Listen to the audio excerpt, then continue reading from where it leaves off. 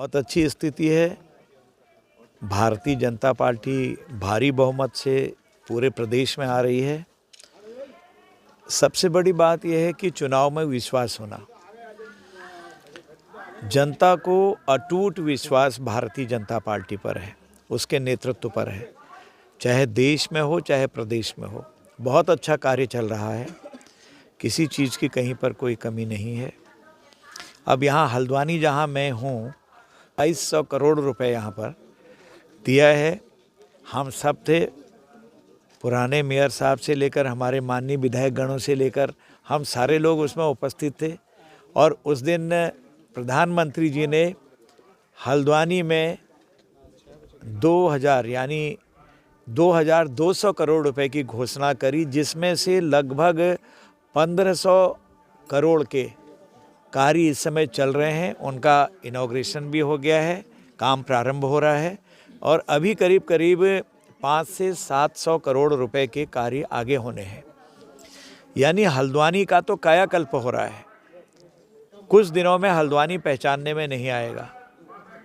Gas अब हम घरों में जैसे नल से पानी खोलते हैं वैसे खोलेंगे। टाडा पर अगर किसी को यकीन नहीं है तो देख के आए, और कई जगहों पर गैस के कनेक्शन लगने प्रारंभ हो गए हैं। मैं समझता हूँ गैस के कनेक्शन तो हमारे जो माननीय बंशीधर जी की विधानसभा है आगे कालाढूंगी तक, शायद वहाँ तक पाइपलाइन बिछ गए हैं। तो इस तरह से कोई कार्य ऐसा नहीं है जो एक आदर्श महानगर पालिका के लिए होना चाहिए जो नहीं किया गया हो। हर कार्य, हाँ, सीवर का है, एसटीपी प्लांट लग रहे हैं और सड़कें चौड़ी हो रही हैं। पेयजल और सीवर ट्रीटमेंट के जो प्लांट बड़े लगे हैं उनके लिए लाइनें बिछाई जा रही हैं। कहीं पर भी है, चौड़ीकरण है। ये सब चीज़ें आजकल लगातार चल रही हैं। इसलिए लोगों का जो विश्वास भारतीय जनता पार्टी पर है वो हमेशा ही बना रहेगा। मुझे पूर्ण विश्वास है कि हम भारी बहुमत से इस बार आ रहे हैं। धर्म, वर्ग, क्षेत्र, राजनीति, इसके तौर पर पद्म विभूषण या अन्य जो राष्ट्रीय सम्मान दिए जाते हैं या भारत रत्न, इस पर कभी भारतीय जनता पार्टी की सरकारों ने नहीं सोचा।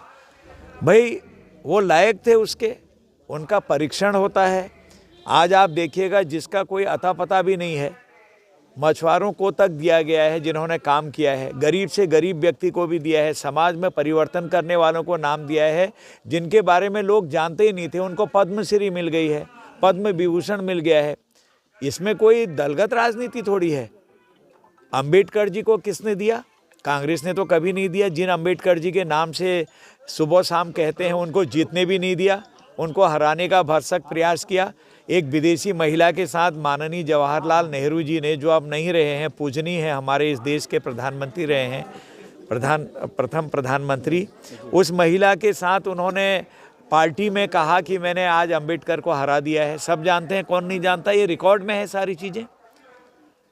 हमने इस आधार पर तो दिया नहीं।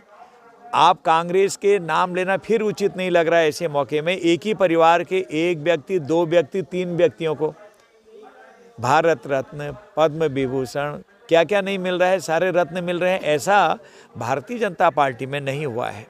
आप देख लीजिए बाद में किन किन को दिया है।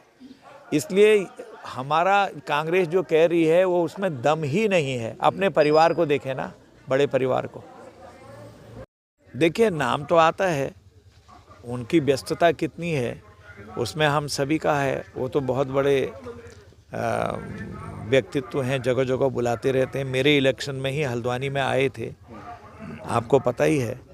अगर आवश्यकता होगी जहाँ जहाँ तो आ सकते हैं। वो समय के आधार पर देखा जाता है कि कहाँ कहाँ समय होगा, कौन कौन कहाँ जाएंगे। प्रचारकों की लिस्ट तो आती ही है।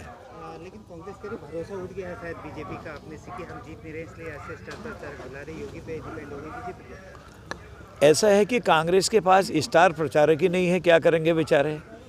उनके पास कोई स्टार प्रचारक है ही नहीं, और जिनको वो बुलाना चाहते हैं वो आगे तो वो बिल्कुल उल्टा ही हो जाता है उनके आने पर। उनका नेता ही नहीं है कोई। आप देखिए ज़रा देश की क्या स्थिति है, और नेता उसमें पहलवानों की तरह से हाफ पहने रहते हैं, आपने देखा होगा। बिल्कुल हमारा एक हमारा एक सिस्टम है, वैसे कोई भी कुछ पहन ले कोई बात नहीं, पर एक क्या एक आभा होती है नेता प्रतिपक्ष में जो होते हैं, एलओपी जिसे कहते हैं। अटल जी थे, सुषमा जी, एक लंबी फेहरिस्त है। कांग्रेस के लोग भी रहे हैं एलओपी, लेकिन वो भी एक सिस्टम से रहते थे। यहाँ तो उनको जितना बुलाओगे लोगों को उन पर भरोसा नहीं है, बुलाएंगे तो उल्टा ही हो जाएगा कांग्रेस के नेताओं में, एक ये बात भी है।